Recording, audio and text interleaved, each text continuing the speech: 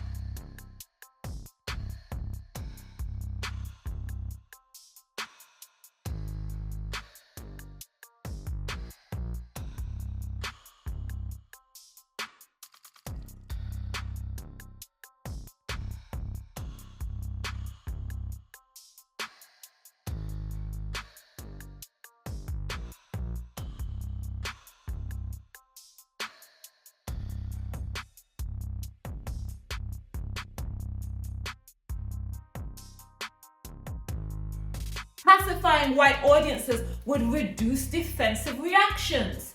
In the 1840s, many white Americans, especially in the North, had never seen a plantation. Their understanding of slavery came through propaganda that portrayed enslaved life as gentle and paternalistic. Anything too shocking would immediately trigger defensiveness. If Douglass had shared the milder parts, like feeding, clothing, or occasional leniencies, white listeners may have felt less threatened, less attacked, and more open to hearing him again later. Evidence from chapter 3 to support my argument.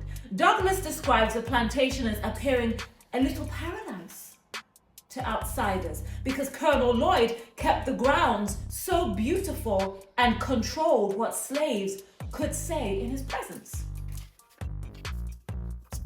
Using that angle tone would fit what white audiences already believe, making his testimony comfortable rather than confronting. Reason 2, avoiding harsh descriptions might prevent social division. America at the time was deeply split between North and South. Graphic truths, beatings, whippings, starvation, murder could inflame emotions and harden positions. By telling only the good parts, Douglass might calm public outrage, prevent Northern abolitionists from seeming too radical, avoiding provoking Southerners who would accuse him of lying. A gentler narrative could be seen as helping national unity by not exposing the full brutality that many did not want to face. Reason 3. Sorry. I'm trying to stay in character here. I hate this. Okay, reason 3, protecting listeners from trauma. Do we want to hear this? The horrors Douglass experienced are emotionally overwhelming. Children nearly starved. Overseers killed slaves with no punishment. Mothers whipped until blood ran. Families torn apart. These events can traumatize listeners. How do you feel hearing this? These events can traumatize listeners who have never faced such realities. Not everyone has the emotional resilience, to hear them without experiencing shock, distress, or even guilt. By sharing only the lighter aspects, Douglas could protect audiences from vicarious trauma, keep the focus on hope rather than horror, avoid overwhelming them so completely that they shut down emotionally.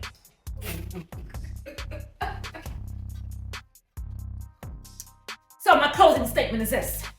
So from this viewpoint, as part of debate practice, one could argue that Douglas might have been more readily accepted if he only spoke about the good parts of plantation life. It would avoid defensiveness, prevent national division, and spare audiences from trauma. Thank you. Here, my opponent says that Douglas should have only told the good parts about the plantation to be believed.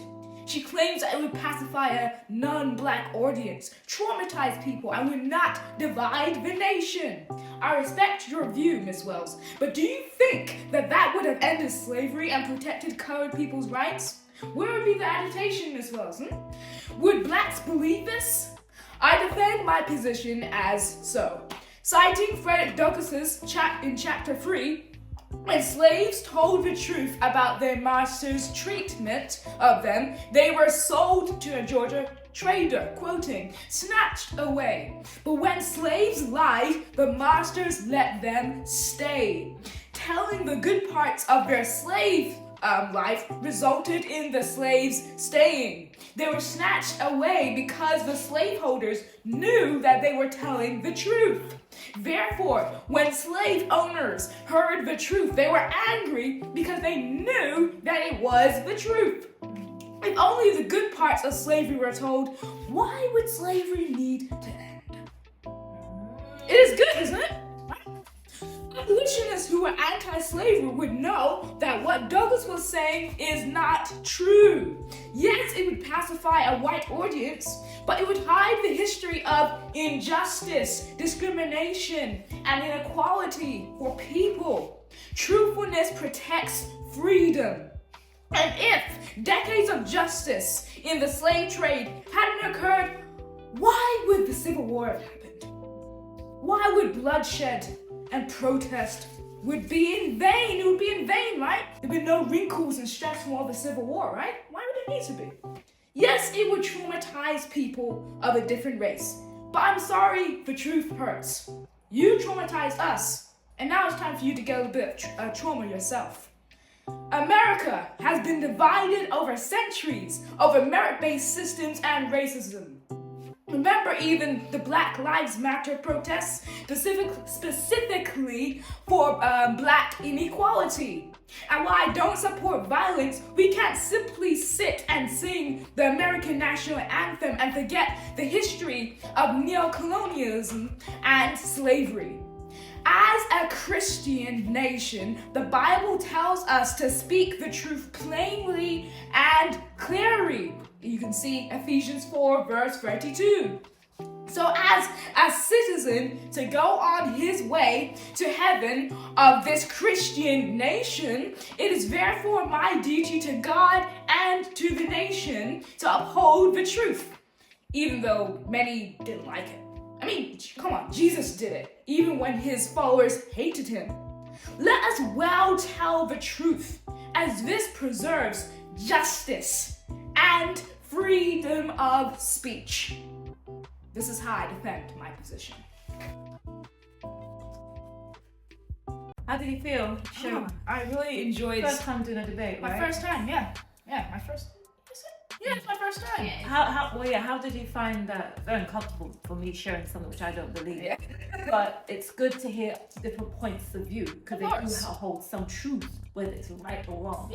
Yeah, of course, because it would traumatize other people and it would probably divide the nation. But you traumatize us, you have to hear the truth. It's history. It's American history. It's American history, yeah. Regardless. You can't just pay everything as the stars and the stripes and holding your hand to your chest. There's some deep, cool history behind America. The founding fathers, they were slaveholders. Yeah. George Washington was a slaveholder.